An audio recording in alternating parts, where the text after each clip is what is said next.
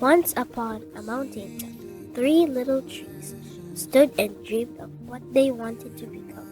When they grew up, the first little tree looked up at the stars and said, the second little tree looked out at the small stream trickling by on its way to the ocean. The third little tree looked down into the valley. Below were busy men and women working in a busy town.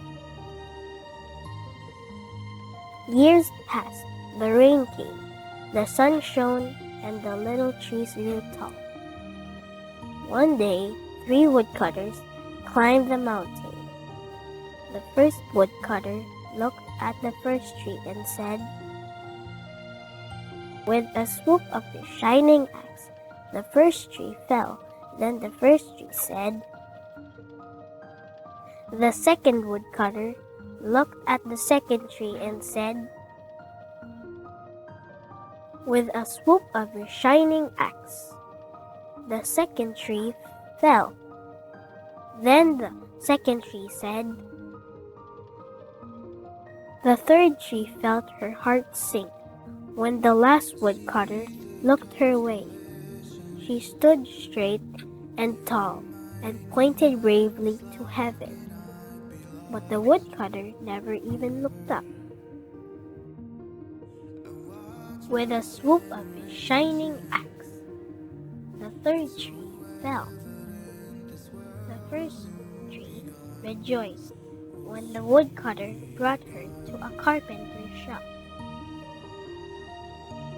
The once beautiful tree was not covered with gold and not filled with treasure. The second tree smiled when the woodcutter took her to a shipyard. No mighty sailing ship was made that day. Instead, the one strong tree was hammered and sawed into a simple boat.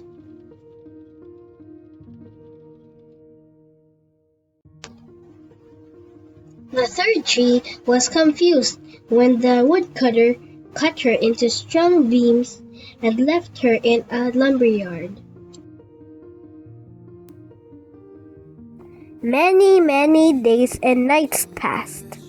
The three trees nearly forgot their dreams. But one night, a golden starlight poured over the first tree as a young woman placed her newborn baby in the feed box.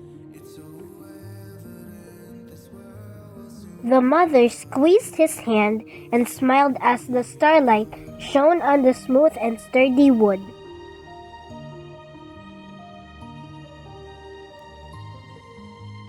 One evening, a tired traveler and his friends crowded into the old fishing boat. The traveler fell asleep as the second tree quietly sailed out into the lake. Soon a thundering and thrashing storm arose. The little tree shuddered. The tired man awakened. He stood up, stretched out his hand, and said,